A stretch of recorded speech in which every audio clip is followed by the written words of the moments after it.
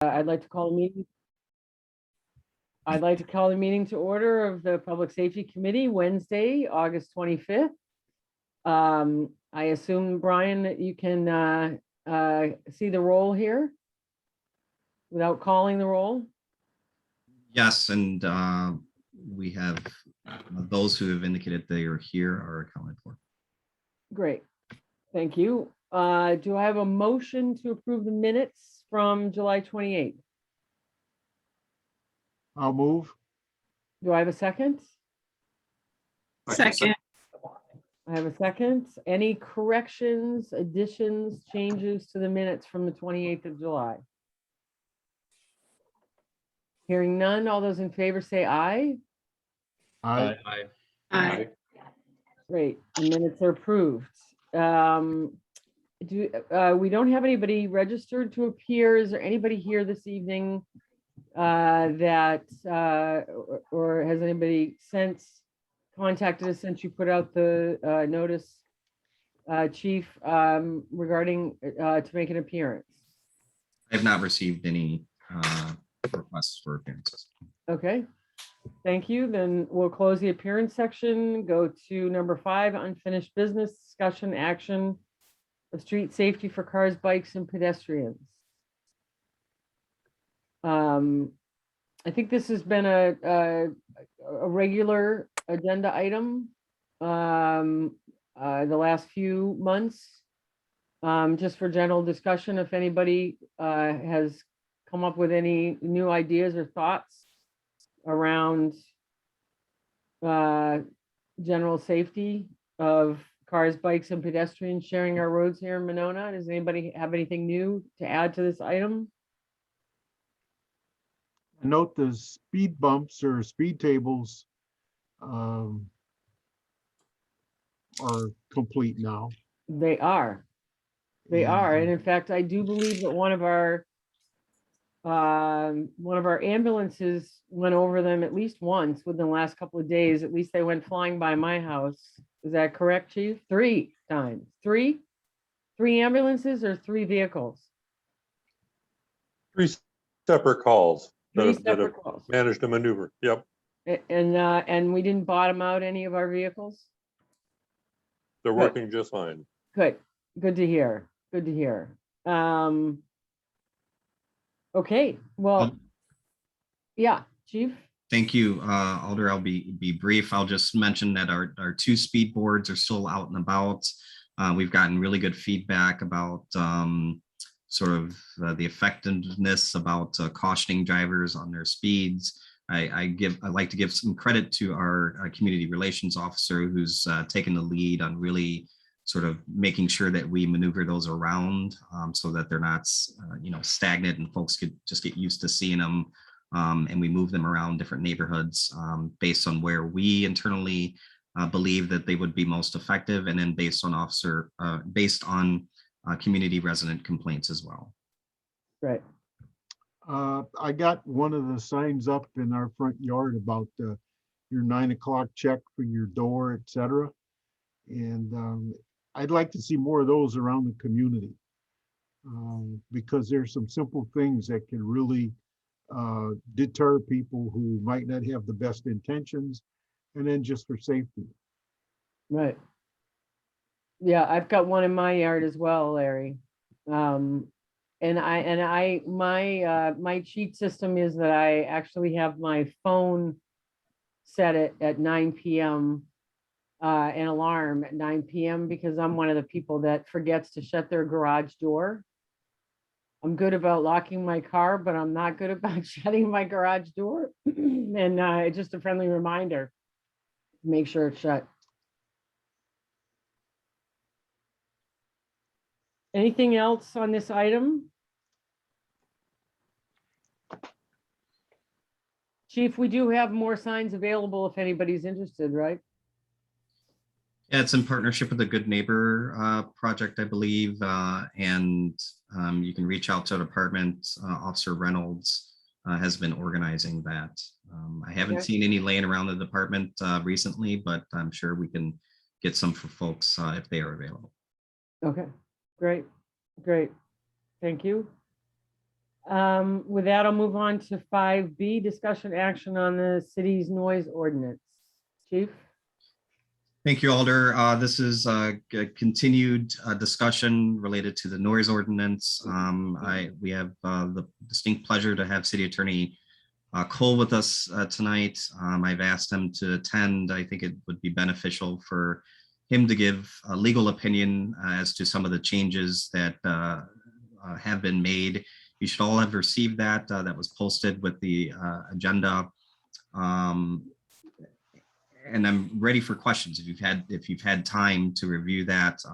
What I basically tried to do, in addition to some of the language changes that were made and substantive changes that were made by Attorney Cole's recommendation to be more in concert with the spirit of the ordinance. And I'll of course allow Attorney Cole to speak on that.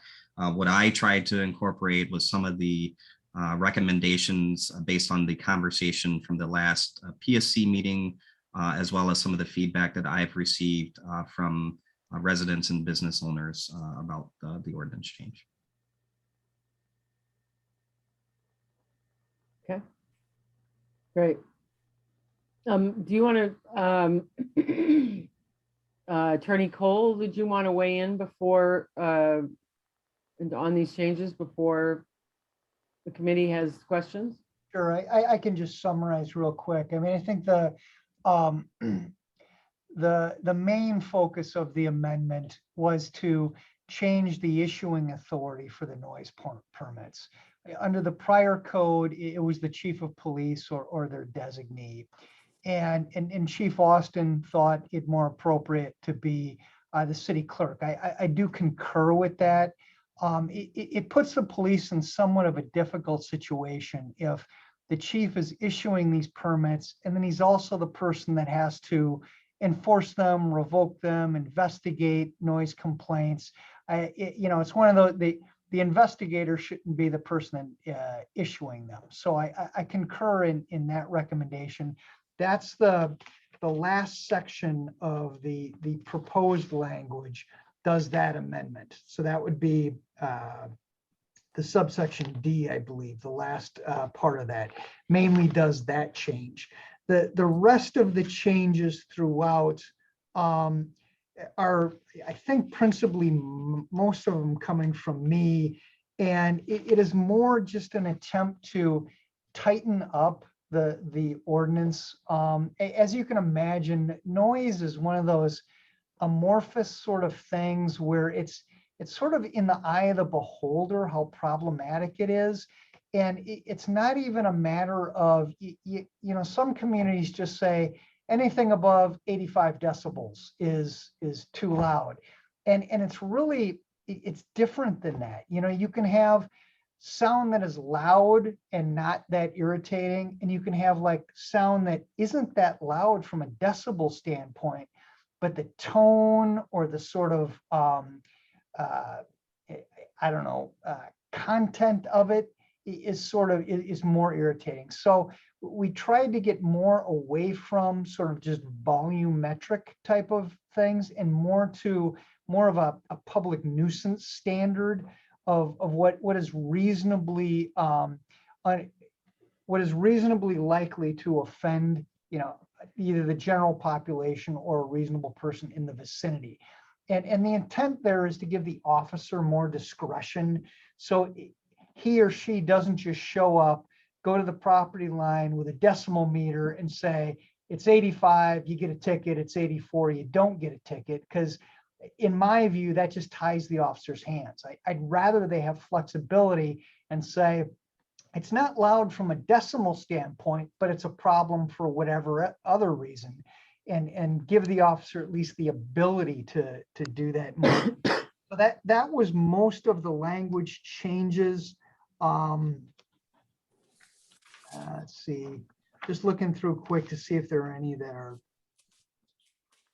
Oh, I added an exception for noise that either cannot be prevented or is necessary for the protection of property, health, and safety. Obviously, if somebody is being assaulted and they have, a whistle or an alarm or something, that's certainly there should be a defense for that.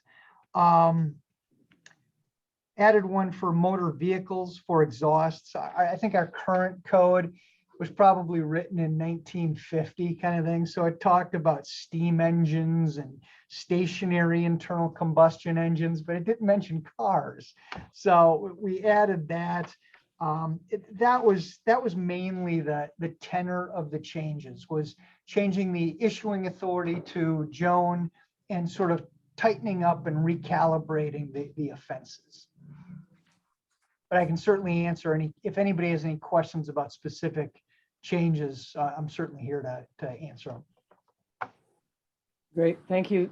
Thank you, Attorney Cole. Any questions? Comments?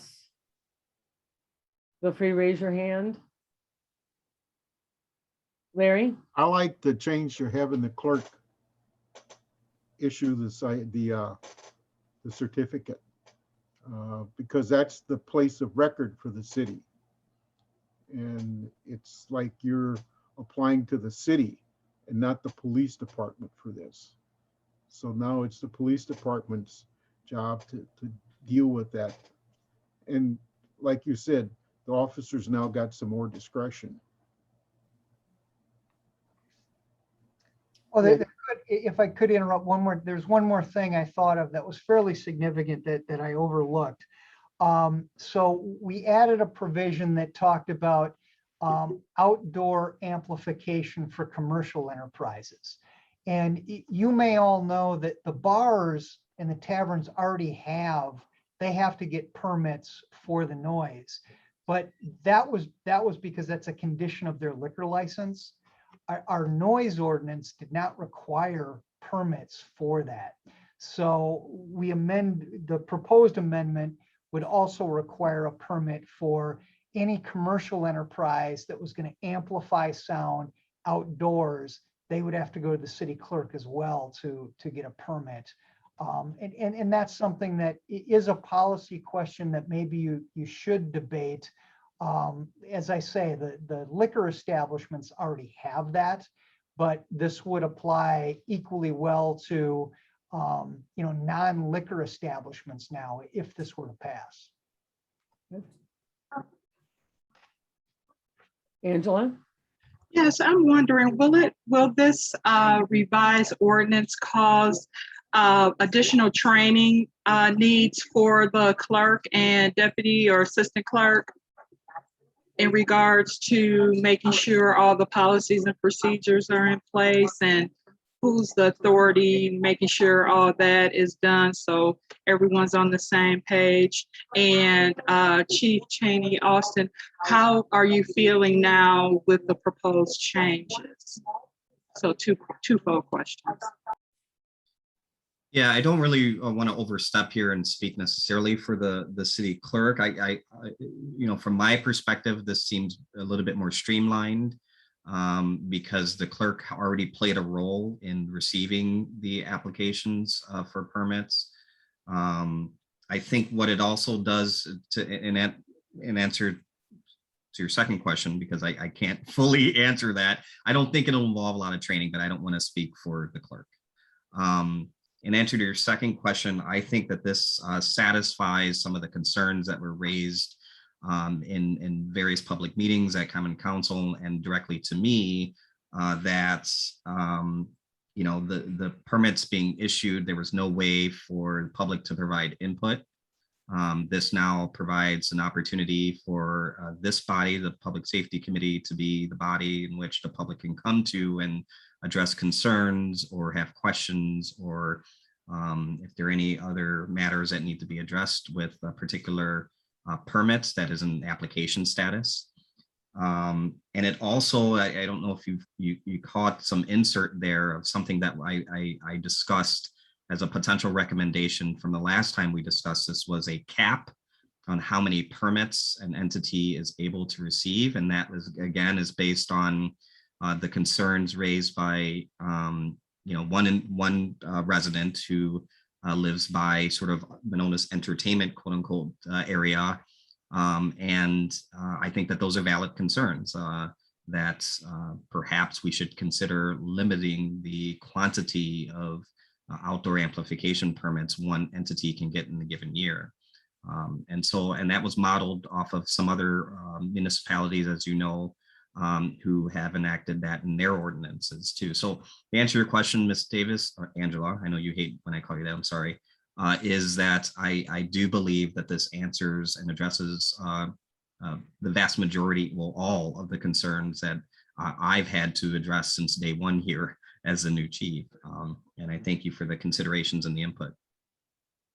I can kind of speak for Joan too. I mean, other than, you know, zoning permits issued by the planner, building permits issued by the building inspector, and I think Chief McMullen probably issues maybe burning permits.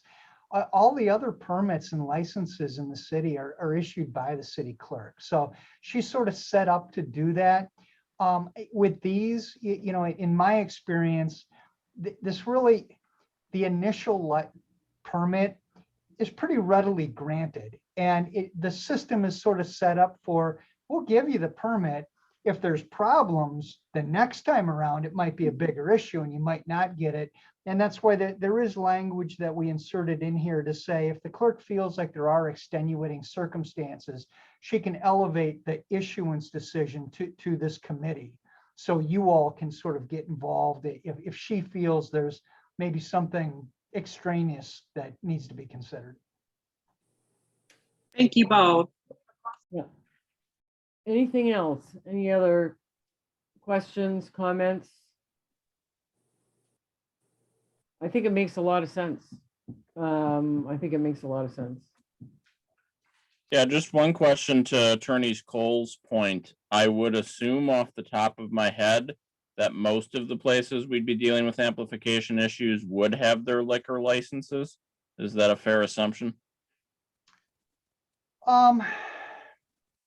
You know, I don't, right now, we haven't been, since the current ordinance does not require non-liquor establishments to have a permit, it's hard for me to say how many of them would apply. I mean, I'm thinking, you know, you could have, particularly during the holidays, you know, you could have stores playing Christmas music outside, that sort of thing. I would assume the problematic permits would probably be the liquor establishments, just because they're open later, the nature of the business. So I think I would agree with you that they may not be the greatest in number, but they're the greatest in issues that we will need to look at and monitor. Sure.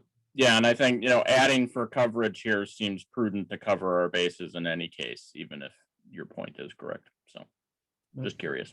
We did have a case, oh, I don't know, 5 or 6 years ago.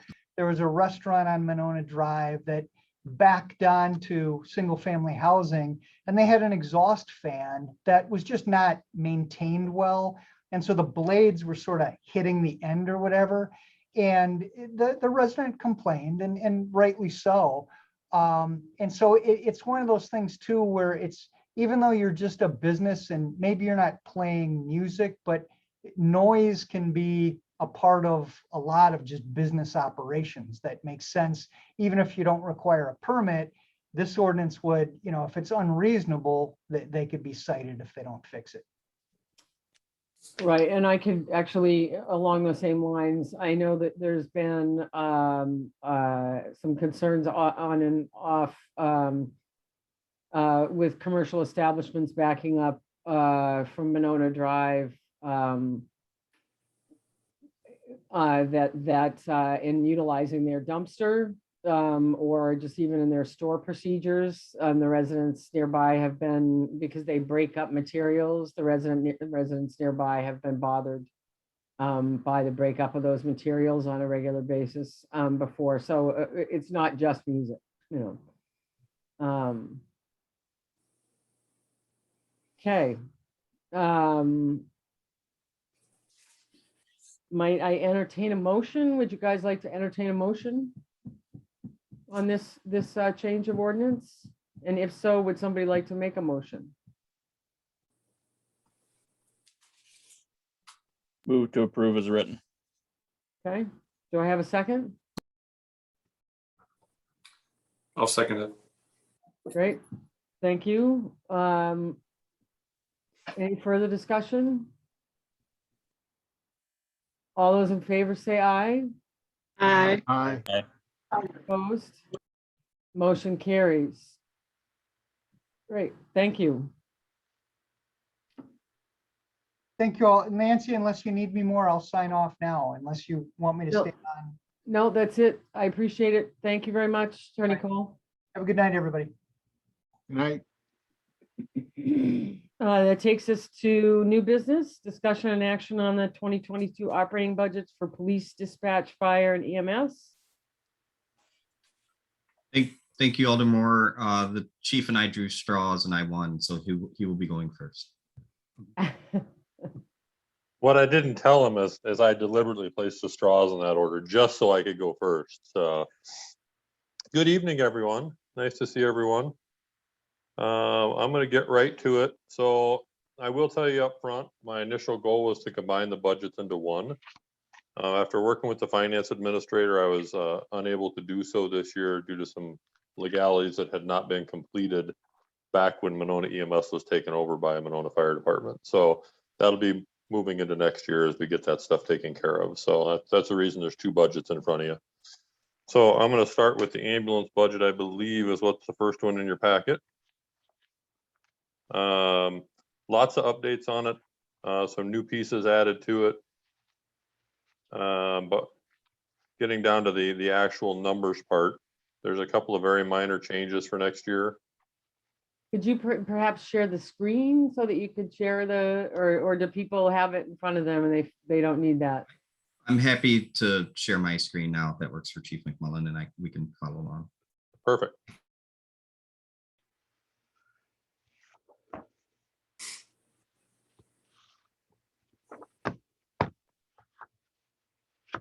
Okay, so the ambulance budget. So again, we've added a couple new things to the fire and EMS budgets to give you some idea of what we're working towards, as opposed to just having boilerplate on there. So there is some new chief directives. Biggest one for me when I took over in October was training. Really getting down to adding training for our EMS folks, better training for our fire folks, and better documentation of all of it. Another big part of what I do is leadership training. My personal opinion is every one of our members is a leader on the department. It can be the newest member out in a public relations event. It could be somebody working a football game. It could be somebody working an EMS call, a fire call. Everybody has the opportunity to be an ambassador for the fire department. And that's the way that I try and treat everybody. Biggest challenges really haven't changed much. The biggest challenges are always going to be budget. The second challenge is going to be recruiting and retaining enough volunteers to keep a sustainable department as a combination department. So those challenges really don't change much. We've added some new ideas when it comes to diversity and inclusivity and how we're trying to bring people onto the department, and also how to better foster our new members so they don't drop through the cracks, basically. So we've really got a nice mentorship program set up with some of our older members that pair up with new folks. We have a platoon system, so they all work together to try and make sure our new folks are getting what they need. Long-term goals, many of those are the same. I've updated a few of them. The diversity, inclusivity, and equity. We're working on annual training for the department for all members, volunteer or otherwise, to work better towards that goal. I'm a big grant guy. I like to work towards grants. Any money I can get that other people are willing to give us that lowers our tax burden, I'm all for. The training program, we have started with an EMS training program. Just since I started, we have 3 wonderful women that are in charge of that have been doing a fantastic job. If you follow us on Facebook, we try and get a post up every month of the different trainings. And just last night, we had a training on helmet and pad removal, splinting. Nicole, one of our firefighters, had a course on tactical breathing. Dr. Yost was there. We had the athletic trainer from Monona Grove. So we're all on the same page as our football season takes off here in Monona tomorrow night. As for strengthening the working relationship, we're having a great time with our partners. Whether it's our family members, our Monona Police Department members, or other folks outside of the city, we're having a great time. We're doing a lot more regional training. If you're out and about in the city, you may see City of Madison was down in Monona yesterday training at Village Lanes. They had a couple, 3 engines out there for a good part of the day. Our folks are actually working with them, so we're trying to get a little bit better with cohesive training between the 2 cities, so we work a lot better together. 2022 goals. A lot of it is determined if accomplished.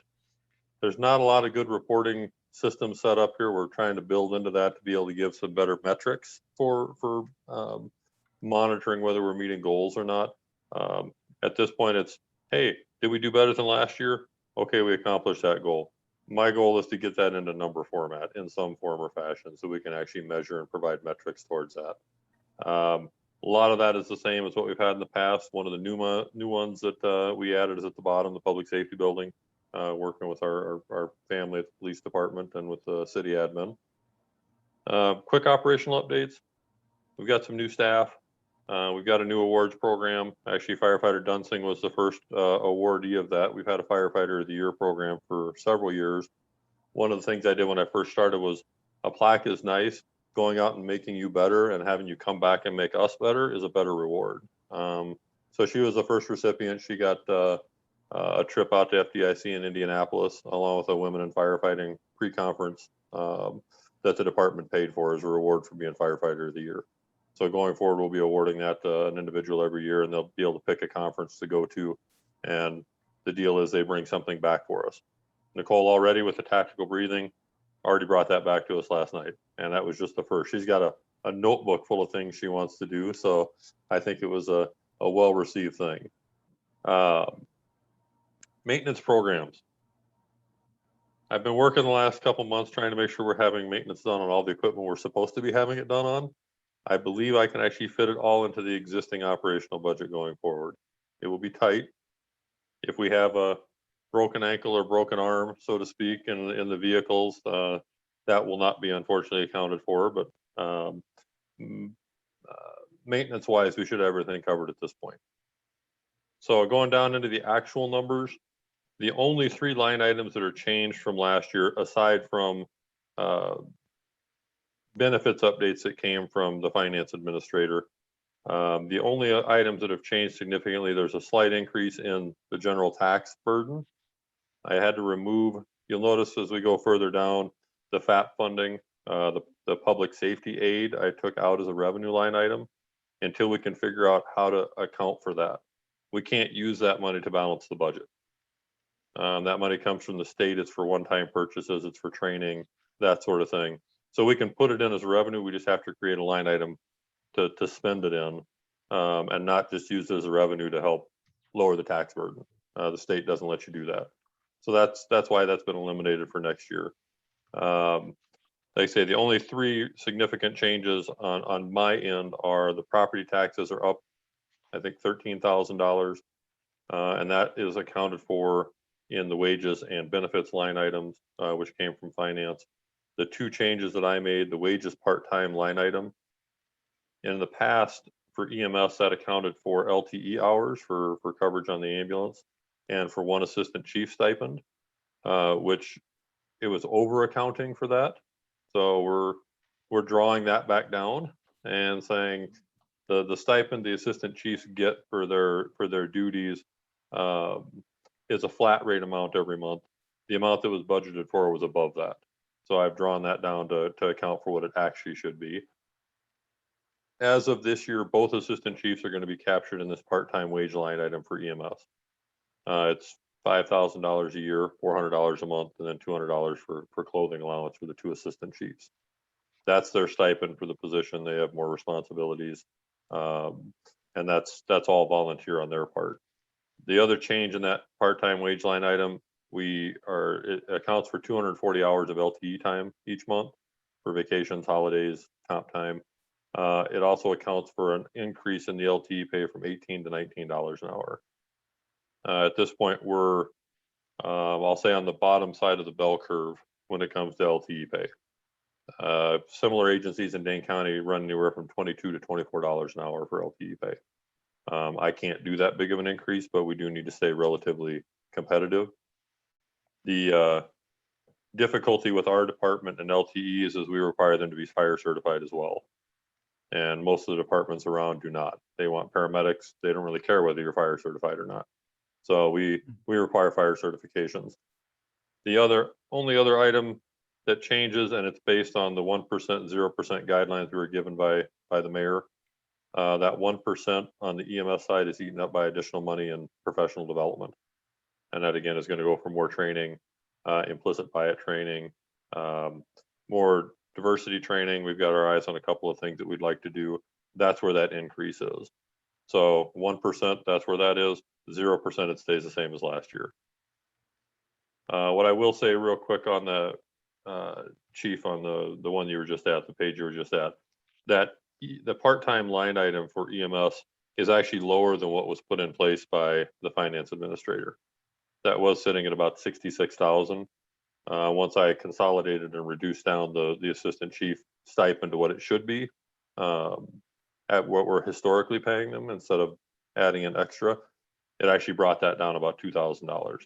So that's the only changes on the EMS side for the budget for next year. And I'll happily take questions if anybody wants to shut me up for a few minutes. I'm okay for questions too. Chief, I have a question, and that is, the city council, as far as I know, wasn't told what the mayor's directive was, since this is the mayor's budget. Did she ask you to come in with a 0 or 1% this year? Yes, so the directions we got from her and from finance were they're accounting for a 2% increase on wages and benefits, and that anything additional outside of that to provide either a 1% increase or a 0% increase. Okay, thank you. I assume so, but I just want to make sure.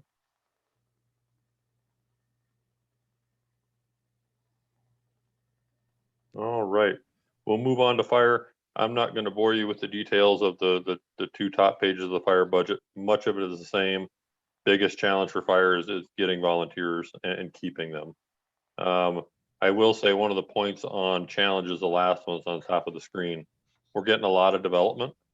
We've had a lot of development over the last couple of years. It's been a real challenge to make sure we're on top of that. I'll speak to that during the monthly report as well. Okay, these line items.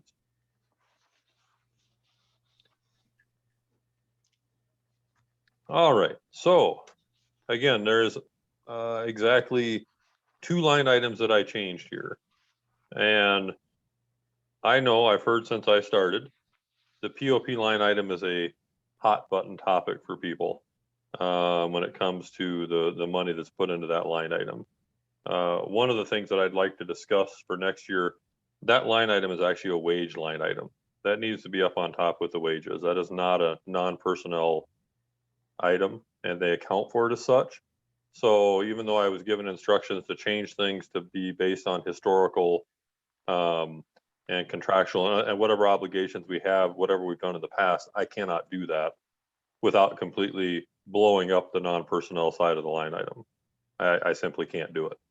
To give you an idea, that $46,000, if you look at the to-date number under the fire and EMS coverage for POP, it's $26,760. That $26,000 has gotten the city 8,100 hours of staffing in the station for $26,000. So I understand that it's a hot button topic with a lot of people. We get a metric ton of staffing in the station for literally pennies. So when I'm trying to increase and build up staffing, this is the cheapest way to do it without going full or part-time members. So that's my 1%, 0% increase. I'm using it for that. Along with implementing a few new rules come January 1st, we're actually going to be able to increase our in-house staffing from 36 hours a day to 48 hours a day, based on some rules we're going to put in place for how that money is actually paid out. The second line item that changed, you'll notice the wages part-time went from 6,500 to 21,000. And one of the questions I'll probably hear is, well, how did that happen? You took the assistant chief out of there and it went up by $15,000. One of the items that is not accounted for is the OIC that provides coverage at night. So we have 8 officers that take car 1 home and provide a operations officer 24/7, basically. Those dollars have been coming out of the POP line item, which is why it always goes over, is because we almost always have an OIC. And if we take that OIC, for example, on a Saturday, if I have a lieutenant take the car home, that's 24 hours of time. Now I can't put anybody but 12 hours in the fire station for that day. So we've been trying to do a balancing act of, well, we'll have less on this day and more on this day to try and compensate. We're going to be pretty close this year, but we need to start accounting for that. So those are folks that are paid on premise pay because they actually take a fire vehicle home and respond from home. All of them live close. They're all within 5 or 6 minutes. So they're given POP pay to take the vehicle home and respond at night. So we always have an officer responding. Being that most of our significant incidents happen at night, it's a really nice program to have. Chief Sullivan set that up before I started, which I think is great. We have a lot of really good officers here. So that is the entirety of the changes for the fire department. Every other line item is the same. I'm more than happy to take questions. I'm also more than happy, Alder Moore, to build a presentation for the POP line item for the council as a whole. One of the things I've found out over speaking with most of you is I think there's a misunderstanding on how that line item is used and what it's used for. So I'm more than happy to provide a much better representation of what it provides the city as opposed to what people may think it does. I think that would be very helpful because I do think that there is a misunderstanding and just a simple the ROI, equation that you just shared with us in terms of what we get in return for that small amount of money, in terms of number of hours of service I think would be helpful.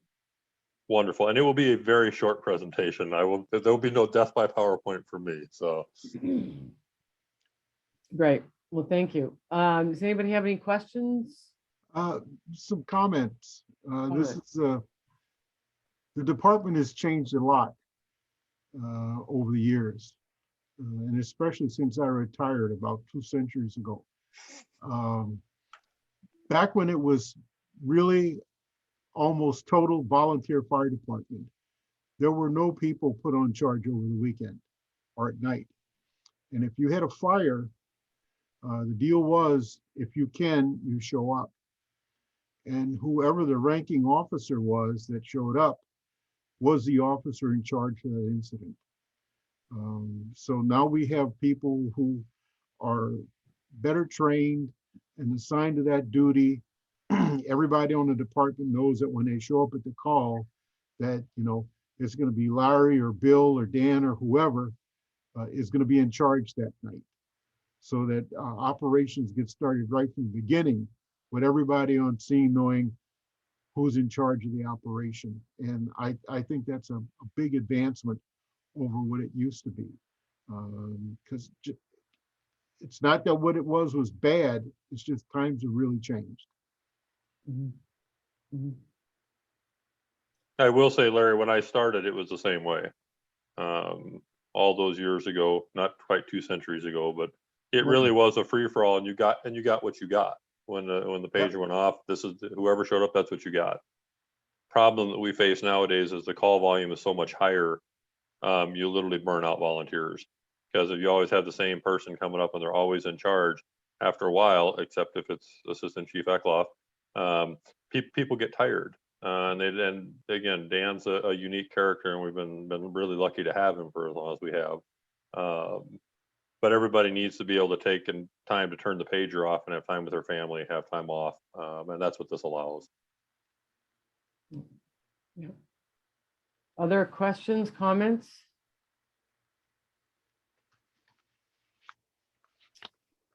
Do we need a motion on this tonight in terms of the budget schedule? I assume so.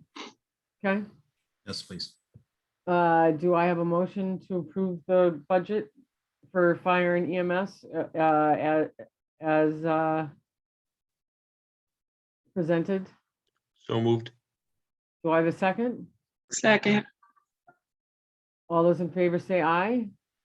Aye. Aye. Aye. Opposed? Budget passes. I appreciate it. Thank you all. Thank you, Chief. Okay, Okay, Boston, you're up.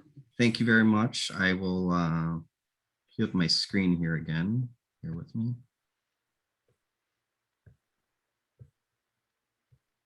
Okay, can everybody see that? Yep. All right, well, you're gonna have a consistent theme. That's what you get when you hire people that work with each other for several years and who have good working relationships and have shared values. Part of what appealed to me, well, most of what appealed to me about Monona outside of the community here is the mission of the police department. So I think it's important that I read that to you because you'll see a sort of a parallel theme as I discuss our budget here. So we, and the mission of the Monona Police Department is to work and partner with the community to help and provide a safe environment and a high quality of life. So I've issued some directives, and it's been a common theme since I've been here that we're going to focus on 3 areas in pursuit of that mission: service, leadership, and teamwork. And with the service, there's an expectation we provide a high level of public safety to all in our community. As Jerry mentioned, I expect every member of this department to be a leader as well. We're a department that needs to cultivate an environment that supports innovation and new ideals, all in support of our mission. And then I have an expectation that we work as a team, not only internally, but with external partners and stakeholders, all in our community who have a shared goal in our mission in keeping our community safe. So I believe that when we work together, when we lean on one another, when we listen to each other for ideas, we'll all achieve we'll all succeed, I should say, in achieving our goal. So, but there are some challenges and opportunities that lie ahead, and I've listed that in the budget proposal for the police department. Obviously, I don't know if there'll be ever a day in which I can say, you know what, folks, we have everything we need fiscally. Thank you very much. I think that as a growing community and as a police department who strives to be an innovator in policing, strives to be a more diverse and more skilled agency, that comes at a fiscal cost. And so what you've tasked me to do, and what my job as its chief is to attain those goals while working within a budget. And so I have that shared responsibility with other department heads to manage this budget. So that'll be just a continued opportunity that this police department will face. I think you all have known by now that I'm a huge advocate for looking at any way I can engage with the community and others in the police department can engage with the community. And so we'll look to continue to seek out those opportunities. We are a small community based on population size, but we are not small in the number of calls for service in which we receive for a population of our size. And so there are continuing demands on our patrol resources, our investigative resources, our administrative staff. And so there's that balancing act, right, in which you're trying to provide good, high quality service to our community while making sure that the staff has what they need. And then they're well equipped.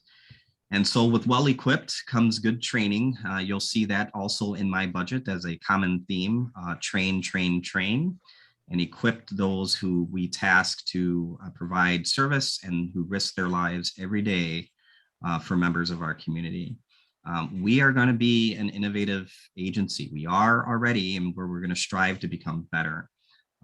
And that goes beyond the standard LESB, the Law Enforcement Standards Board, that Wisconsin requires us to have a minimum level of training.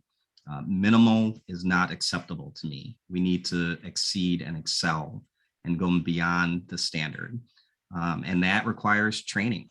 A lot of the emphasis will, of course, be on the skills and tools of our trade, such as tactics and a certain police response, but it also includes things that are equally important, such as training related to implicit bias, cultural awareness, trauma-informed care, trauma, period, and the impacts of trauma to persons in which we contact.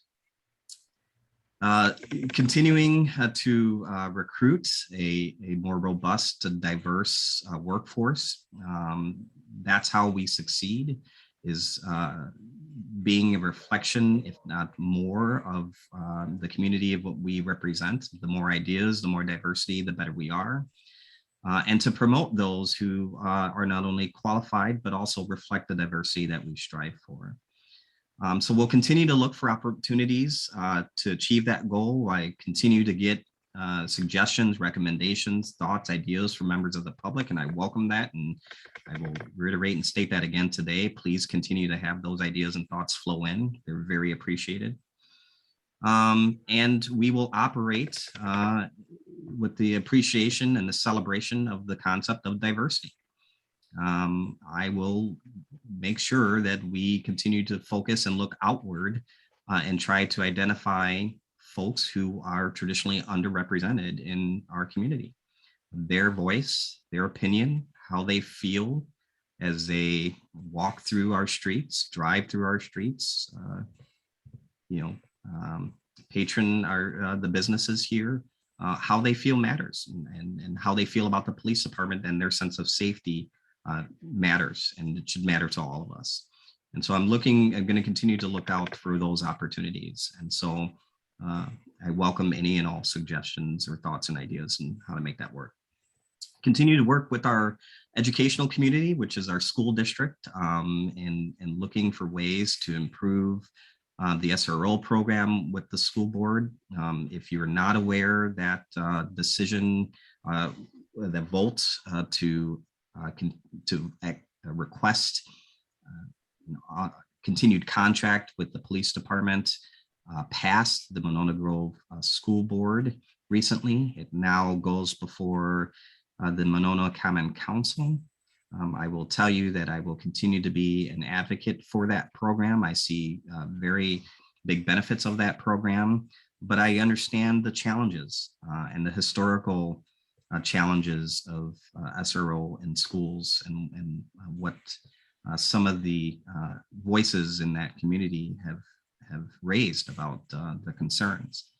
And so I seek to provide a good service to all of our staff and students and parents, but by also keeping them safe. And by keeping them safe, that means making sure the police department is interconnected on a daily basis with our high school.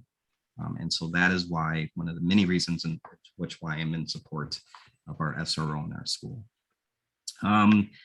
We are going to renew, I just recently did so directly with the members of the Dane County Community Restorative Court, but renewing our commitment to restorative justice programming and looking for more opportunities in which we can make referrals to restorative justice circles, all to do our part in what I believe is to be improve what is a somewhat, well, not somewhat, it has been flawed.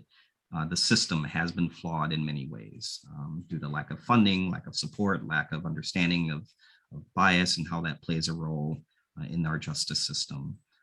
And so just to look and to see what opportunities exist out there to do our part in restorative justice circles. The pandemic is still here, as we all know. We're having this meeting via Zoom, and so that also plays a role in how the police department operates. And so we continue to rely on our public health officials, our city HR, and our sisters and brothers at the fire department to provide us guidance with respect to protocols, et cetera, to keep us safe. So we do have some long-term goals. I promise I'll speed up here a little bit, because I know folks have had the opportunity to read this already, but it's important for me to reiterate some of these long-term goals. Again, the theme of the day is going to be service leadership and teamwork. The leadership aspect is that we're going to strive to be leaders and innovators in policing. I want folks to look at Monona PD and say, that's where I want to work. That's what I aspire to. That's the agency I aspire to be. And that is something that we should be proud of. And so we'll continue to work to be innovators. We need to continue to look, as Jerry referenced, to be proactive in any grant funding that is out there, federal, state, and local grant funding to support our mission. You know, I'm speaking to you in an aged building that we have outgrown many years prior to me taking my post here as police chief. And I thank the community and Common Council for their pursuit of a new public safety building. Soon, I'll speak to this in my report out, the chief and I will be hosting open house sessions so that we allow opportunities for the community to see our current workspaces, and so they can have a visual representation of some of the challenges that we face. Continue to train, as I referenced earlier, making sure that this is not a one and done, that this is the theme of continuous improvement for our police agency, that we understand that not only do tactics change, but also science in sociology and understanding de-escalation, implicit bias, etc.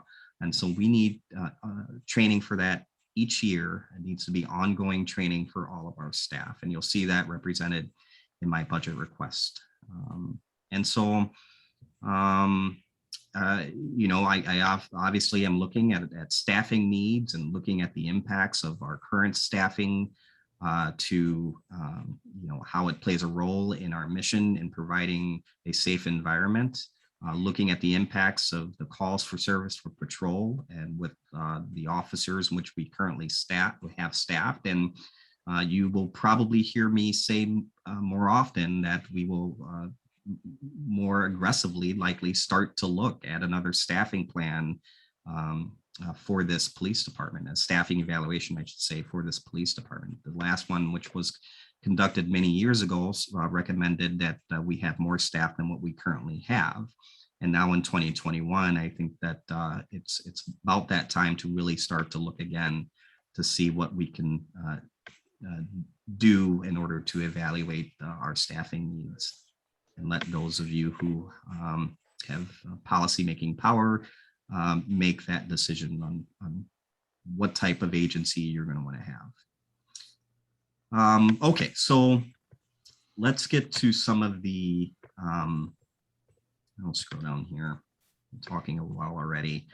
Some operational changes that have been put in place. And the reason I put this in here is because it will hopefully bring to light and shape you know, why I'm asking for what I'm asking for in the operational budget.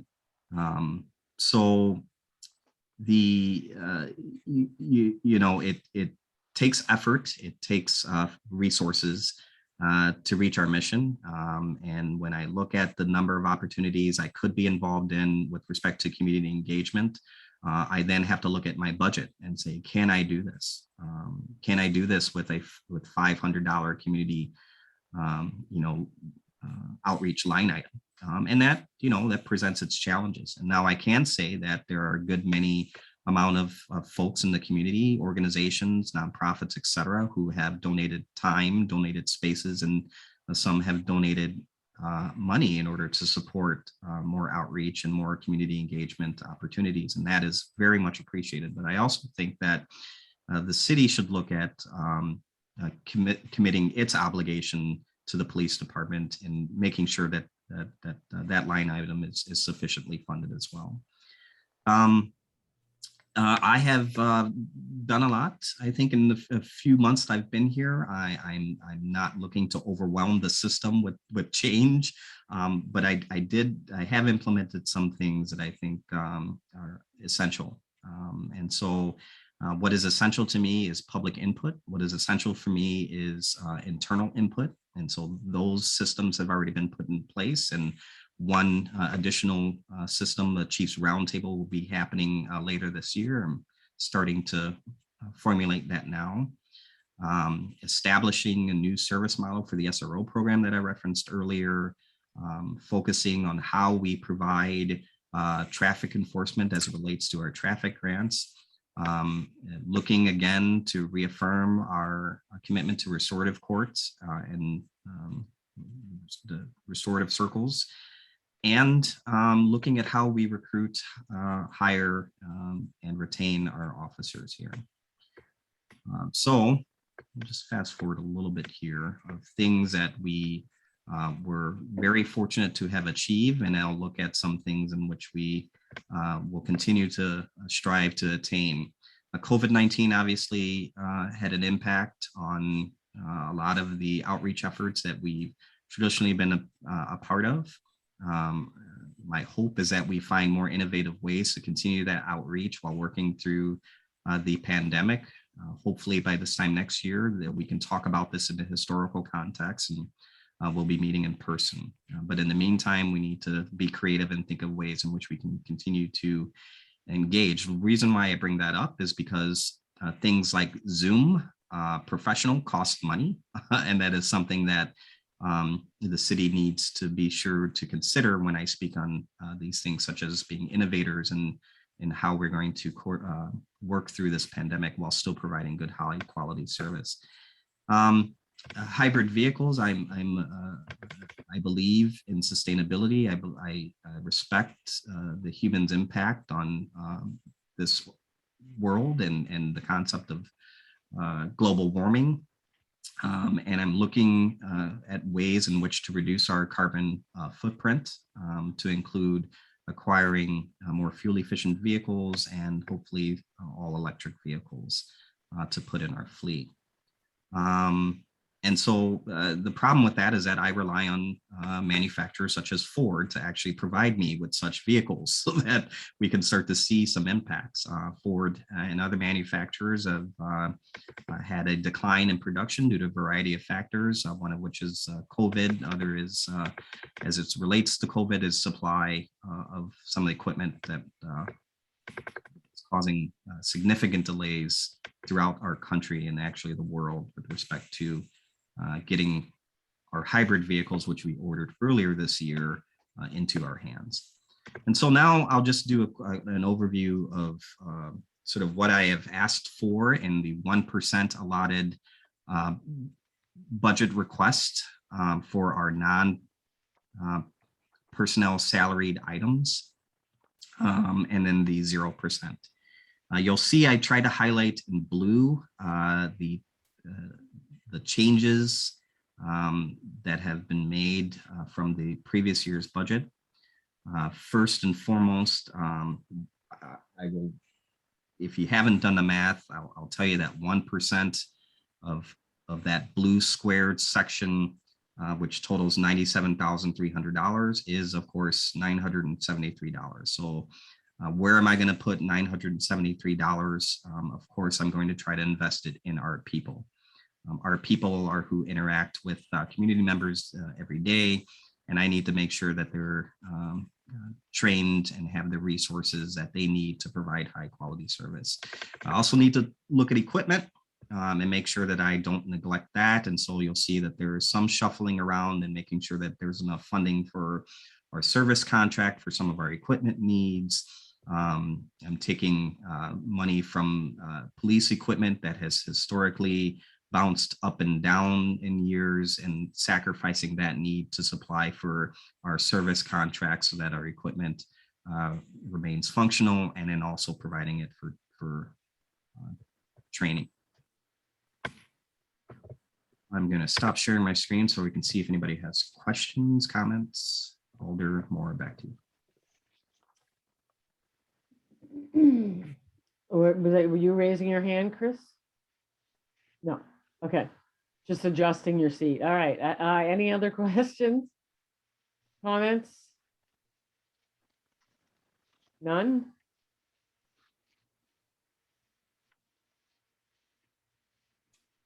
Boy, quiet group tonight. Taking it all in, taking it all in. Yeah. So numbers seems to do that. This is how I was for the past several weeks. Jerry, I think too. Well, I'd like to comment to both of you. I really appreciate the thoroughness with which you took your goals and your challenges. I know that's on the budget sheet, but not every department head is as thorough. And I would expect you both to be overachievers since you're both relatively new to Monona, and that's your general nature anyway. But one of the reasons why you're hired, but I really appreciate the thoroughness there. Chief, I do have one question related to the SOP and the orders that need straightening out, which are referenced to something that didn't get done in 2020. Do we have any idea how we're going to skin that cat since they're pretty messy at the moment? Yeah, one of the things that I think it might be worthy of discussion, Aldermore, is something that might be a barrier to that. And I think it was an unintended barrier, is that the ordinance requiring sort of all policies to be approved by Common Council. And I think that I can respect and appreciate the spirit of that, but that of course presents some time constraints and challenges. And so I think what I would rather prefer is there to be a designated committee that can help address these in a more timely fashion, more than a once per month type of meeting schedule, in which we can iron out some of these. We can bring them then back to PSC to have a discussion on some of the changes that have been made. We can make all of them, of course, publicly available for input, criticism, suggestions, go back to committee if need be, and then finally reach the point where we can just get this approved and squared away. And so my goal is, instead of having 3 binders to my left that consists of policy, standard operating procedural, and general order, that I can have one document in one binder that is cataloged and user-friendly for both internal staff and the general public. And that right now, as I said, there's some barriers to that with respect to the process. Right. Well, just know that as a sort of a parallel example, the Plan Commission recently had to update the city's sign code, which admittedly was not 3 binders full, but nonetheless, it's a fairly complicated document that needs to cover a lot of different establishments in the city. And we can always have work groups outside of committees that can do exactly that. If not, hiring somebody to kind of do that merger that you're looking for, and bring back to the committee. And that's exactly what happened on the Plan Commission. We had 2 or 3 people on the Plan Commission that volunteered to put on their hip boots and go after it. And it took about a year, but they got it done nonetheless. And then they came back to the Plan Commission, and then it went from there to the city council. So, I know it's a bear. Yeah, I didn't want to say a year, but Right. I mean, honestly, that I'd be fortunate at this rate, Right. because I Right. mean, and there are some very critical policies and some under statute that I'm obligated to, and rightfully so, to address more urgently and more frequently on a schedule. But I don't want to neglect all the other policies that need review and need to be, under a microscope as well. And Right. so yes, I would love to have a work group that can, there's public input, and that we can hammer this out, get things combined, and then bring it back to public forum for discussion. Great. Last year, the Public Safety Committee went through a lot of policies and procedures with Chief Ostrenga. We looked at Can't Wait. We looked at a couple of other things.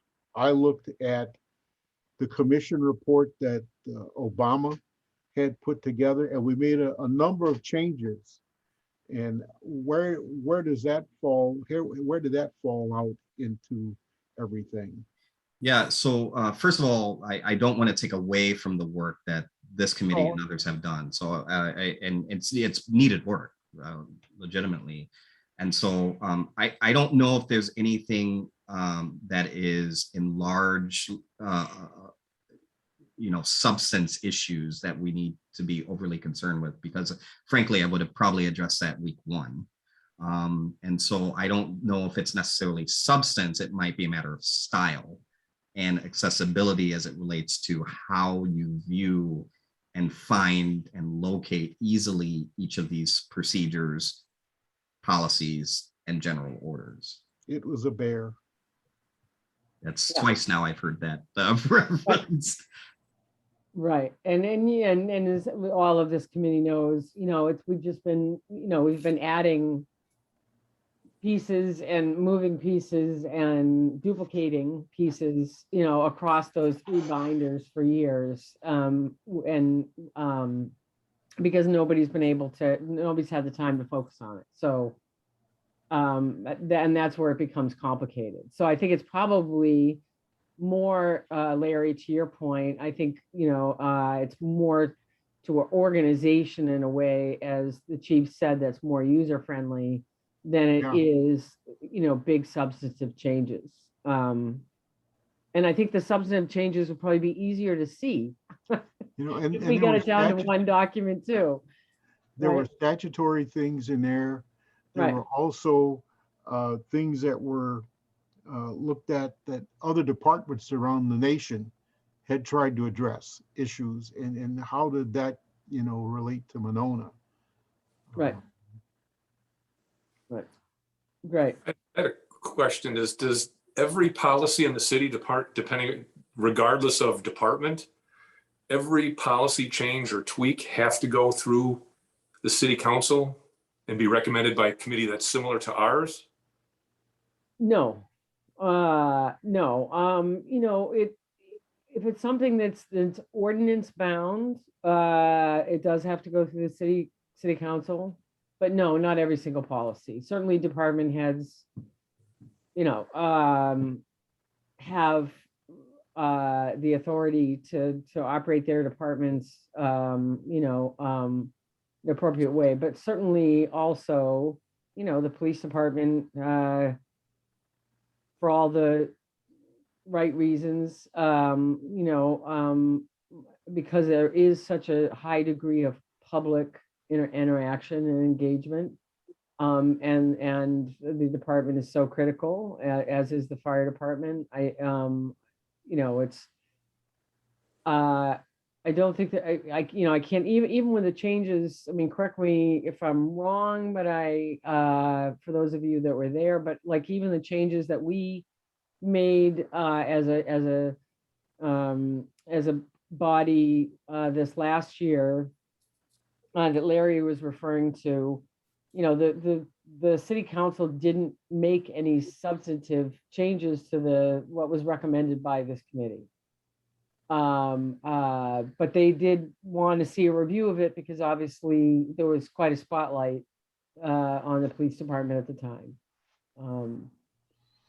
Yeah, I mean, I guess I could see on some of those larger issues, but there seem to be a lot of policies that, the function of the department that would just seem to be more efficient just to have the chief to handle some of those, whether it relates to, property tagging or some of the other minor issues like that, just to make the whole more efficient and give the chief a little more, ability to move the department forward the way he sees fit, I guess. Yeah, absolutely.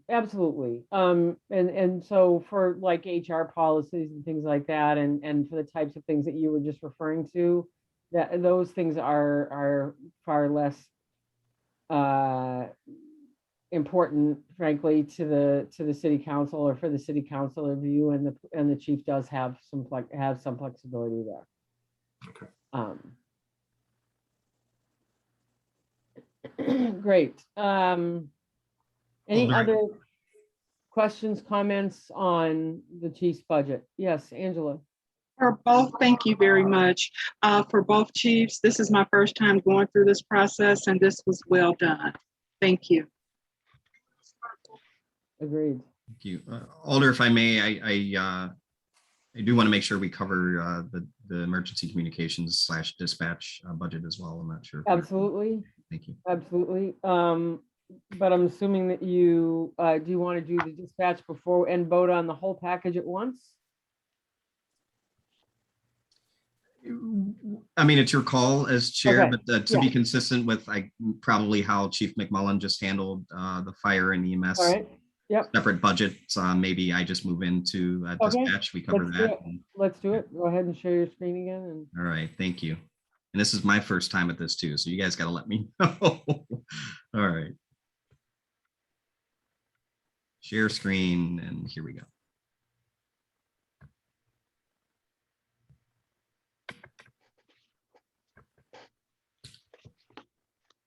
Okay. Similar theme with the dispatch center. I think that for 2022, what I hope to do is something similar to what Chief McMullen has planned for the two budgets for EMS and fire, is to combine the two with respect to dispatch and police. I am their chief. I managed that personnel. I managed their budget. And all of these are strongly connected to the police department on a day-to-day function. And so I know there's history there, and I respect that. And I think with the new chief in town, it might be worth just another inquiry to see about, trying to look at combining those two budgets. But we'll see what happens.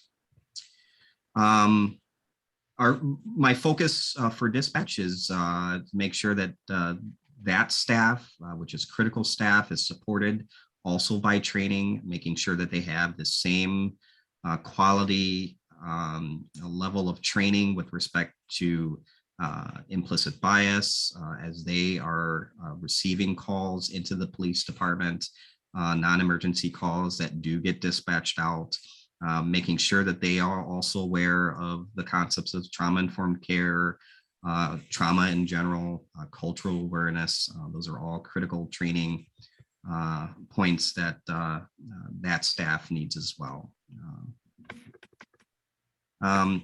Continue to monitor and address equipment needs and some of the technology needs. We have some outdated equipment. Many of those items are addressed in capital budgets. However, as it relates to the day-to-day operations and the costs to continue line items, just the goal is to continue to monitor those systems and explore opportunities to improve. We have, as we all know, we're exploring a new public safety building. So looking at ways in which we can improve moving forward on that technology and those systems that are in place so that when we move into the public safety building, all of that has been vetted and has been thought out. And those items have been carried over if needed. Some carryover from the police, from the law enforcement side of things, as far as operational changes to the service model. Again, a reinforcement of community engagement. Dispatch, even though they're not on the streets every day, I do have that expectation that they too are involved in community engagement opportunities. Something that I will be looking into is making sure I not only model that, I invite, I encourage, I make sure that I foster a culture that and make sure that they feel supported in that goal and that shared mission. But I also make sure that we compensate them for their time, not monetary, but time for time for coming in during off time or staying late in order to engage in these community engagement opportunities. And so as I'm doing that for the commission staff, it's only appropriate for me to do that for our non-sworn staff as well. Let's see, they are also a part of the internal committee here that provides ideas, suggestions to me directly to standing formal meetings, and I bounce things off of them as well. We will also look into an opportunity potentially next year to select a new dispatcher. And so looking into making sure that we provide the same opportunities for public input, public representation, and, for example, an oral panel that might be put in place, because that dispatcher role, as we all know, is equally critical in our mission of public safety. Some of the things that we need to continue to work on is training. We have a limited budget for our 5 full-time and 2 part-time staff. And so divvying out a limited number of dollars to that many staff, can be a challenge. And so look for ways to be creative into making sure all staff receive the high quality training is something that I will continue to pursue. In fact, just today, I approved training for a few of the dispatchers to attend. That's dispatch focused training that I think will be very helpful for not only them professionally, but obviously we'll see the impacts of that when they provide service to our community through dispatch. And so looking down at the overall recommendations in my proposal for the 1% and 0%, herein lies my challenge, right? And that the 1% increase in which I'm was asked to present only equated to $931. The problem is that the cost to continue for service for our records management system, our MPSIS group, and all of the costs associated with that group, we did see a sharp increase in upwards of $5,400.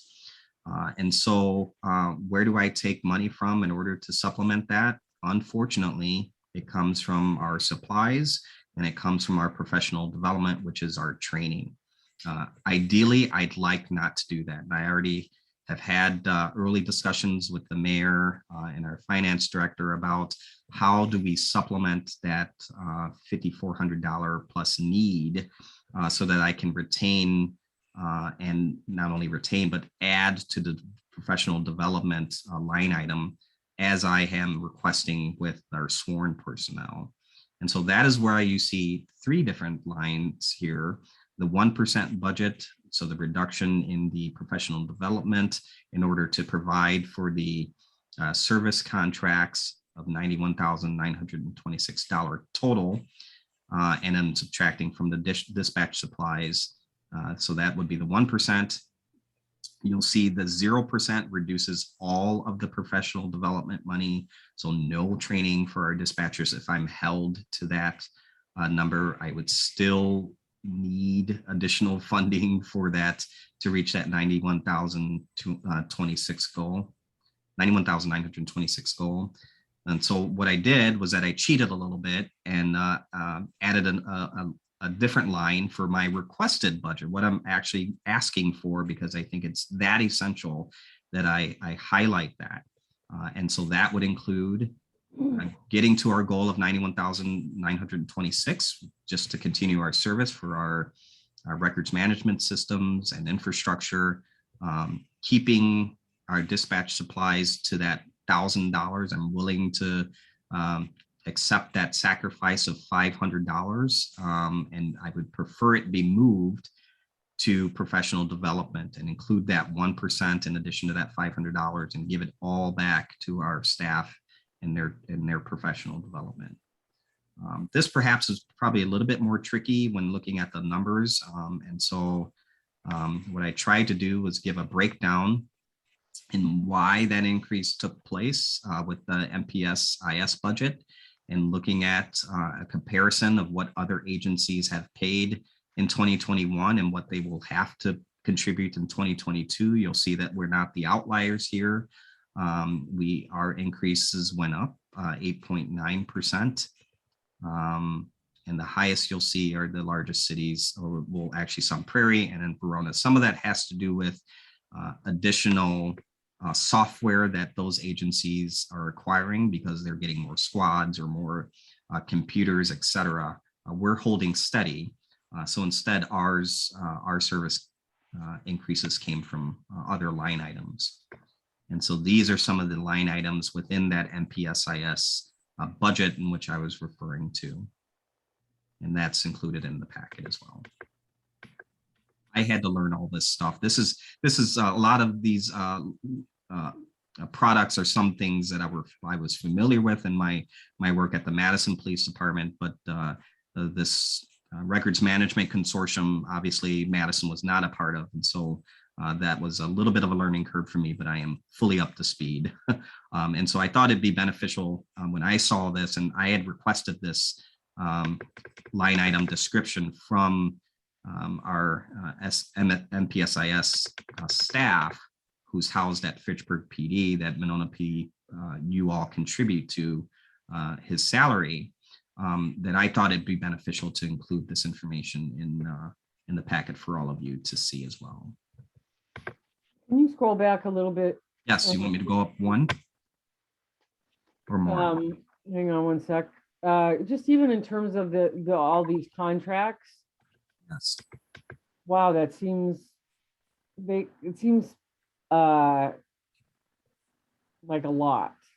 I mean, are these all, is there any way to consolidate some of these over time, even though it can't be done immediately, or are they all critical systems? Yeah, so it's a matter of a bunch of wiring that makes the computer work, right? And so all of these are different systems and programs and data access points that we need to utilize the system that we use.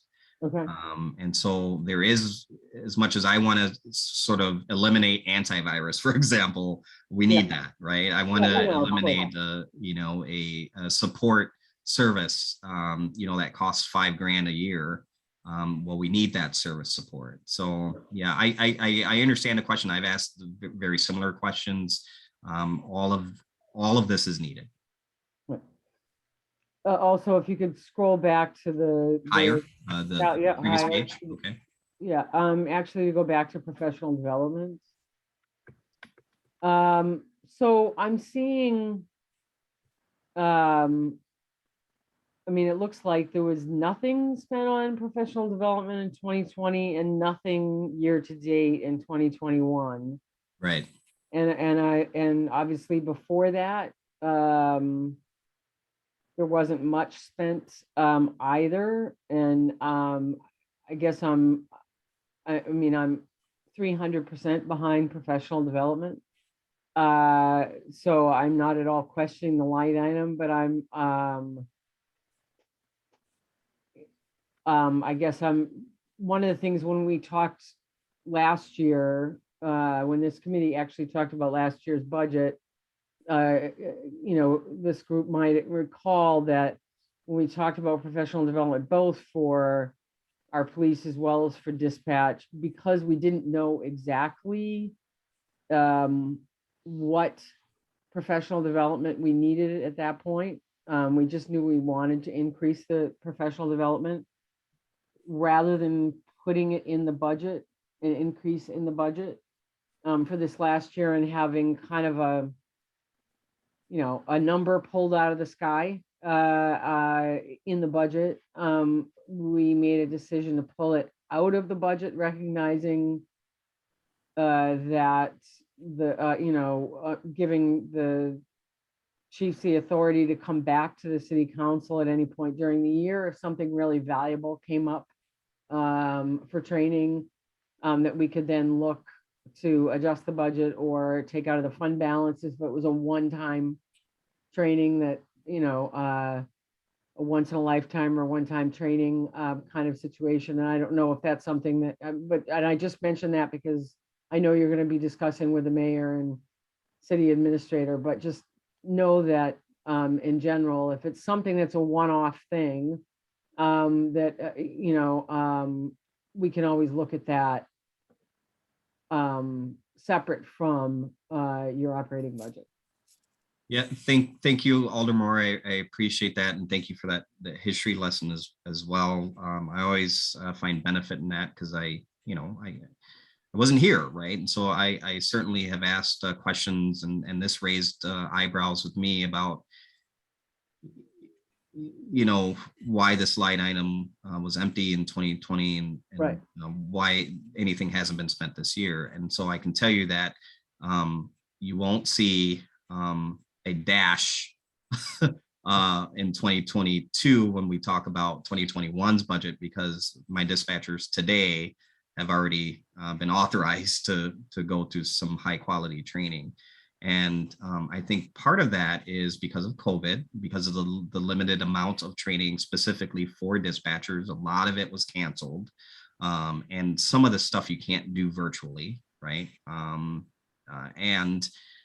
We had some staffing issues in dispatch, in which we had somebody on leave, which they're perfectly entitled to, and by the way, supported as we should, as a good employer. But the sacrifice to that is that there were coverage needs, right? And so where there are coverage needs, you obviously can't send people off to training for a week at a time. Albeit the best training, we just couldn't make that sacrifice. And so unfortunately, the employee bears the brunt of that sacrifice. And I'm trying to pay it back now. And I'm trying to make sure that that line item specifically is funded, so that I as chief have a little bit more autonomy into what I can pick and choose, you know, would be best for the employee, and not necessarily have to wait a month for approval. And so I appreciate that comment and letting me know that that option is there. Thank you. Yeah. I just recall, because I actually was one of the ones that initially put it for the police department, and put a $10,000 line item in for professional development last year. And then we decided, again, as a placeholder, and then we decided to take it out until we really knew what we legitimately needed. So, but I appreciate that, you know, you should have some flexibility there too. Other comments, questions on the dispatch budget? Hearing none. Do I have a motion to approve the budget as presented this evening by Chief Cheney Austin? So moved. Do I have a second? Second. All those in favor say aye. Aye. Opposed? The budget passes. Congratulations, Thank Chief. you. Thank you all. Thank you both. That takes us to 6B, the discussion of 2021 Wisconsin Act 75, which was enacted on the 6th of August, 21. Chief? Yes, thank you, Alder. I was asked, and I think it's very important that we do discuss this, just to make sure the public is aware and this committee is aware of Act 75. And so let me just briefly summarize what this act does. It does four things. It creates a standard when officers may use force and deadly force. And so it now codifies that language in statute. Secondly, it creates a duty to report non-compliance use of force for law enforcement officers. Third, it creates a duty to intervene and to prevent or stop non-compliant use of force. And then fourth, what it does is it creates whistleblower protections for officers who do report. I can tell you that lines 1 through 3, so the first 3 things that it does is already codified in our current policy with respect to creating standard for when officers may use force, may use deadly force. Our policy already creates a duty to report non-compliant use of force. Our policy already creates a duty to intervene and to prevent or stop non-compliant use of force. And the added language is sort of the civil aspect of this statute, which creates whistleblower protections, and that is codified in statute as it is in many other places in statute. Great. Great. So you're not seeing any need for us to adjust for Act 75 at this point? That's correct. And offline through exchanges, Attorney Cole, myself, and one of your colleagues have already verified that our policies are fit the Consistent. requirement. Yeah. Right. Okay, great. Thanks very much. Any questions about Act 75? Okay, hearing none. We'll move on to number 7, the review of the monthly financial reports, law enforcement, fire protection, emergency communications, and ambulance. Did you guys flip a coin on these two? I'll just go since I've already been talking, and I'll take a break. We are doing well. I have no concerns about us going over budget. We are now paying for 2 additional officers, not additional. We are now paying for being fully staffed because we've hired 2 officers who are now in the academy.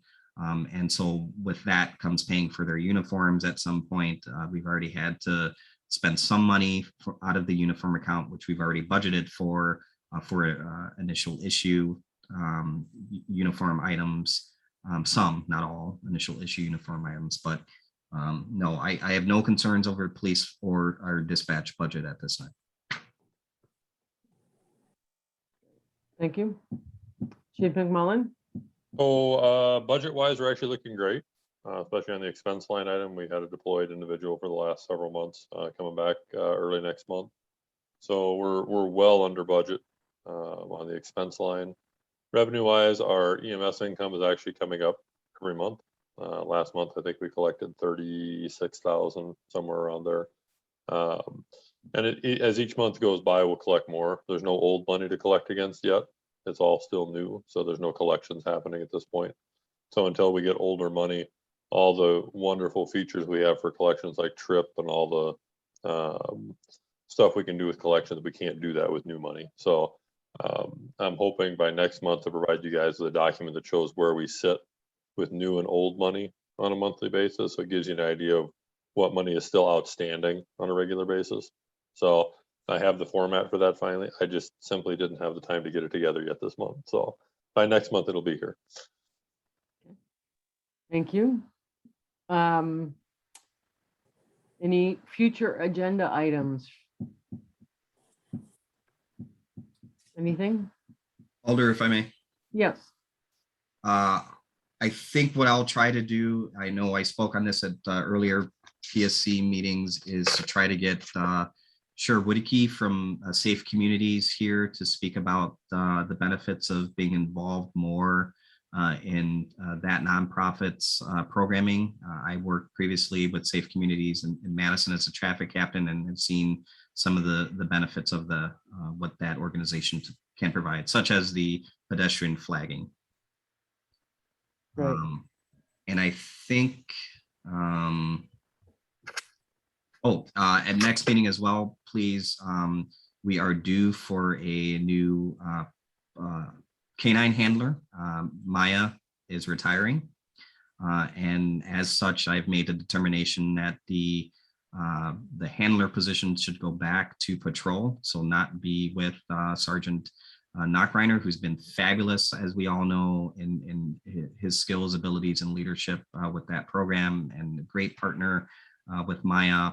But he, for the time being, will be returning to solely a supervisor for patrol services, and we will be looking to select a canine handler. The reason I'm bringing this up is because I will be advocating for a patrol canine dual purpose service dog, and I'd like to talk about that, seek the committee's input on that. And I've asked Police Officer Sarah Baysflug from the Madison Police Department, who is a canine handler, to speak to this committee as well. Great. Great, appreciate it. Thank you very much. Anything else that people for the next meeting? Yeah, Chief McMullen. Real quick, this will go under public appearance, but I should have 2 new lieutenant volunteers. I have my final interview with them this Friday. So by the next meeting, I'll have a couple of new folks. Like to introduce them to you folks, let them see you. let you see them. So if you see them out and about with their red helmets, you know who they are. So I'll put it under public appearance, but I'm going to have two new lieutenants to introduce to you folks, and I might have a few new volunteers as well. We'll see how fast I can make that happen. I have 3 new Monona residents that have submitted applications that I'm going to try and fast track and get on quickly because they're within the city. Great. Thank you. Anything else? Let's move to number 9, reports from the fire department. All right. I will combine fire and EMS because this is one area I can combine them and it makes it a lot easier. Right. I already talked about the new volunteers. I got a few things here. This year we're a busy month again this month. We've had 3 or 4 or 5 days now with over 10 calls a day. Our EMS folks are getting a lot of call volume. And because of that, we're also missing more calls. We are up staffing 62 when we can. We had an instance just this last weekend, we had 4 simultaneous calls, including a fire call and 3 EMS calls. So we simply don't have the staff to catch everybody. That's actually a good problem to have. The call volume going up is a good problem to have. It makes folks actually want to come volunteer. Other than the 3 Monona folks, I have 15 applications now on my desk. So people want to come run with us, which is a good thing. We do have some special events coming up, and Chief, I'm sure you'll catch whatever I miss, but I know this Saturday we have a bike rodeo at Nuestro Mundo that we're getting a lot of community support for. We're planning on being out there with at least a truck during the event. We have the Monona Grove football starting at home tomorrow night against La Follette. Come out and watch football game. We've got everything set up. We've been working real close with Monona Grove's new athletic director and their athletic trainer. So we'll have an ambulance staff at each of the games like we did many years ago. And the interest has been high enough that all the games are fully staffed with at least 3 people at this point. So we're getting a lot of good volunteer people that want to go down there and be part of that. We've got the Rocking Brews Marathon coming up on September 4th. That's going to be a big event. We are up staffing 62, and we're also going to be utilizing the bike team from Deer Grove again to help with that. Let's see here. MDA, Fill the Boot. It's live again this year. So we'll be out at Monona and Broadway safely wearing our PPE and our safety gear on September 10th and 11th. Big date this year for September 11th. So they'll be out for a couple hours each day doing that. And so far, from what I've heard from the volunteers, we'll probably have enough folks to staff all 4 corners of Monona and Broadway. So should be a fun event. Speaking personally, this month has been a busy month. Despite that, I took a week and went up to Door County last week, which was great. But CIVMIC, we're members of CIVMIC, been attending several of their leadership trainings. They've had a bunch of really good stuff on diversity and inclusivity. I think I've attended 6 of them so far in the last 6 weeks. Some really good speakers. The training's free. It's nice that it's via Zoom, so I can attend and multitask at the same time, but been some really good trainings. Construction, that's fun. If you haven't gotten over to Pirate Island yet, I would say go take a drive over there. It's interesting.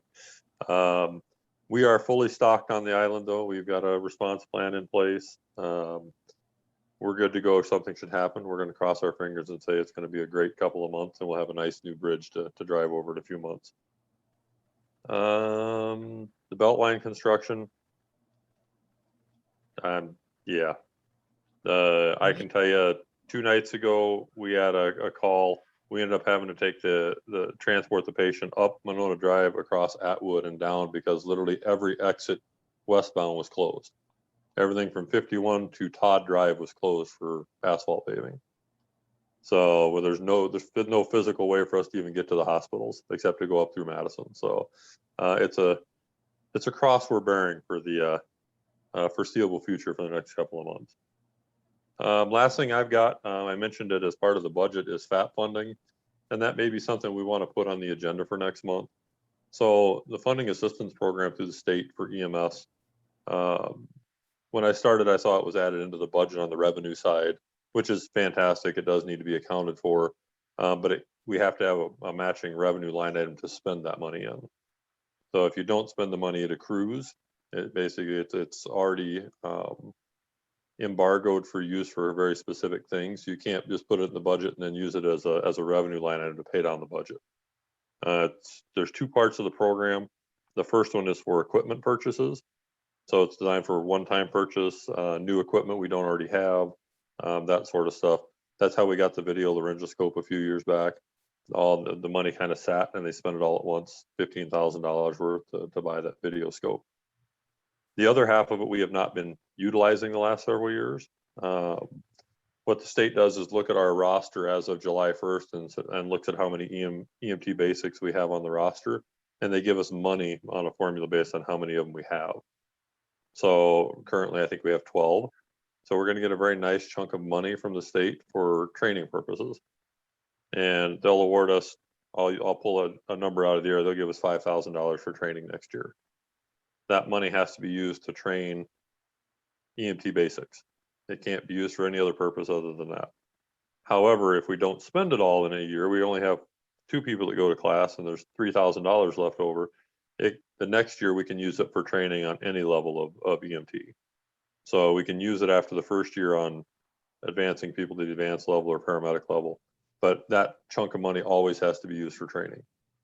So that's the reason I took it out of the budget for this year until we can figure out how we want to account for it on both sides of the budget equation. So I know I say in the past, there was a capital budget line that was put in place for the video scope purchase with FAT funding.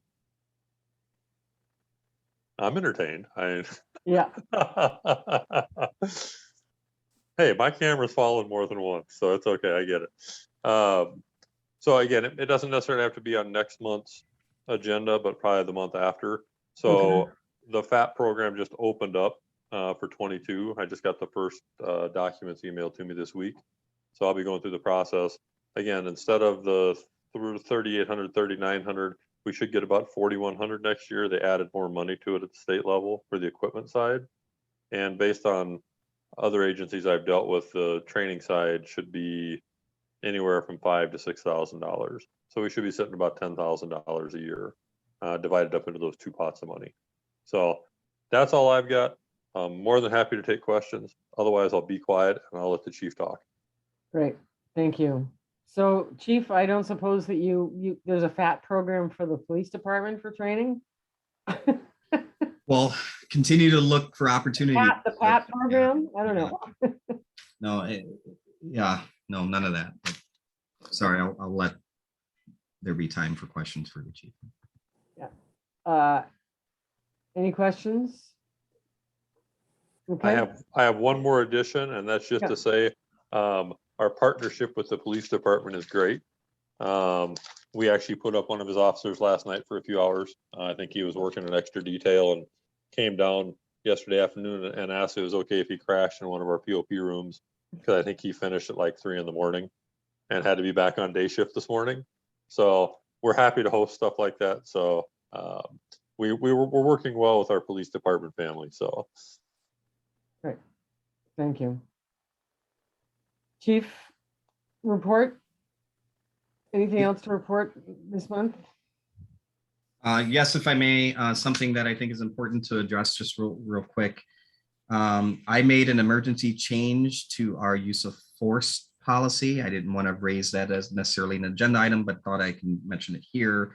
The change was thanks to one of the committee members who raised this and brought this to my attention, that there was language in the general order under that policy that seemed to infer that it was okay to lie restrained subjects on their stomach, just by how the wording of that policy language. That, of course, is not something you should do. And in fact, I added strong language to indicate you shall not do that. And so under, looks like it's section 7 under use of restraints, F. So that would be page 9 of 13 in that policy. Sub 3, it now reads, and this has been published, prisoners should be so placed in the police vehicle that seat belts may be secured about the prisoner in order to enhance their safety during transportation. At no time shall a prisoner be placed on his or her side or stomach while in the back seat of a police vehicle. So I wanted to make sure that that was clear, and I thank the member who shall remain anonymous for bringing that to my attention. Sure. And then, if I may briefly, promise quicker than Chief McMullen for a change. I want to just thank the committee for all the feedback they've provided me. If any of you would like to have one-on-one meetings with me, and if I've not had the chance to meet, I'm eager to do so, happy to do so. Please let me know. Our officers, our staff, they're hard workers, folks, and I'm, my 3 months here, I can tell you that I'm very proud of the work that they're doing, and they are so enthusiastic about the opportunities that lie ahead, and I think that that's great. And the teamwork that I've seen around here is absolutely tremendous, and it's something that I've been trying to reinforce in my short time here so far, but it is fabulous, and it's likely nothing that I've done. I think that this has always been a really tight-knit group that really leans on one another, supports another. What I'm trying to also incorporate is that it's just not this group, right? It's the broader community that we also need to rely on, and be sure that we're just as welcoming into our space as we are to one another. And so with that, I have had several meetings with potential trainers for implicit bias training, for trauma-informed care training, for training in respect to trauma in general. And I'm starting to get the quotes back now from those trainings. I'd like to have something on the books by this time next month, so that I can report back that training, the trainers have been identified and the training dates have been booked. So that's my hope for this time next month. And then lastly, I've worn the tread off of my soles of my feet, which is great because it keeps me active, but I have been out and about quite a bit. I've took advantage, well, some people have taken advantage of my open door policy, but as well as the Strobe with the Chief campaign that I'm not yet regretting waking up that early in the morning to participate. But I will continue to have more Strobe with the Chief engagement opportunities. Jerry already mentioned the bike rodeo. We will be hosting, as I mentioned earlier, a series of open houses here in the next several weeks. So keep an eye out for that. But here's something that's really important to both the Monona Grove community, our community, and this police department, as we are sponsors of this event, along with WPS and other sponsors, but it's the Ann Ahern Diversity and Inclusion Scholarship Run Walk. That'll be taking place on September 18th. And it'll go, the scholarship fund, if you haven't read about it, please look into it. It's a good fund in the name of former Monona Grove employee. And the scholarship benefits, somebody within that Monona Grove community, a student who is the epiphany of the intent behind this scholarship, which is diversity and inclusion. And so we will be hosting that 5K run walk event on September 18th. And I invite all of you, if you are so inclined, to either donate or show up and run or walk with the chief that day. Thank you. Thank you. Joe, do you have anything from the Police and Fire Commission? No updates. Okay. And I'm not seeing anybody from Building and Code Inspection. Do we have any updates there? No, okay. The next meeting is September 22nd. I will not be here. I'll be working elsewhere. So I assume Alder Thomas will be back in the chair. Do I have a motion to adjourn?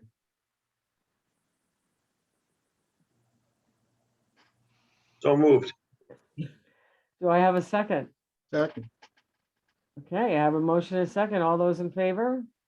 Aye. Aye. Thank you. We are adjourned. Everybody enjoy the rest of your summer. It's